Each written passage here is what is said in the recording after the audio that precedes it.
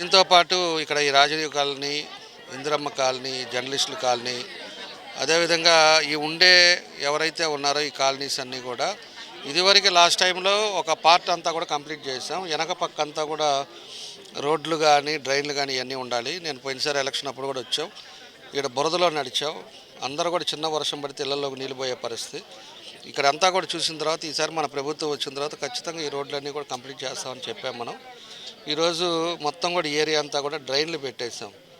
రోడ్లు ఎందుకంటే రోడ్లు రేపు అమృత్ 2లో డ్రింకింగ్ వాటర్ పైప్ లైన్లు వేయాల్సినవి ఉన్నాయి. ఆ పైప్ లైన్లు పూర్తి అయిపోయిన తర్వాత సిమెంట్ రోడ్లు వేస్తాం.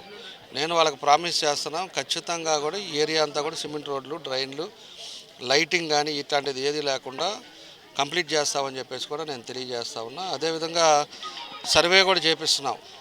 అంటే ఒకటి పట్ట నలుగురున్నారా 5గురున్నారా అని కూడా ఒక 3 కాలనీలు అయిపోయినాయి. ఇంకా 2-3 కాలనీలు కూడా ఉన్నాయి. అవి కూడా డోర్ టు డోర్ కానీ వెరిఫికేషన్ అయిపోతే ఎవరైతే డబుల్ ఉన్నారో వాళ్ళకి క్యాన్సిల్ చేసి ఒకటే ఇస్తాం. ఎవరైతే లేకుండా ఉన్నారో దానికి ఎవరికి లేకుండా ఇబ్బంది పడుతున్నారో వాళ్ళకి అలాట్ చేస్తాం. దాన్ని కూడా కరెక్ట్ చేస్తున్నాం.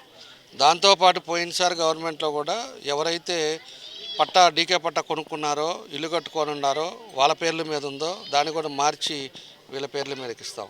అది పోయినసారి కూడా చేసాం. మళ్ళీ కూడా అట్లా ఎన్ని ఉన్నాయో చూసి అవి కూడా చేస్తాం. కాబట్టి టౌన్లో కూడా మనకి ఇబ్బంది లేకుండా అన్నీ కూడా కార్యక్రమాలు కూడా ఇవన్నీ కూడా తీసుకొని ఈరోజు ఇవన్నీ కూడా 4 రోడ్లు చేసాము 5 కోట్లకు పెట్టి. ఇంకా మిగతాయి ఏదైతే ఉన్నాయో మళ్ళీ రేపో ఎల్లుండో ఇంకొక 5-6 కోట్లకి ఇవన్నీ కూడా చేస్తున్నాం. ఫస్ట్ ప్రయారిటీ టౌన్ అంతా కూడా ఓన్లీ డ్రైన్స్కే ఇంపార్టెంట్ ఇస్తున్నాం.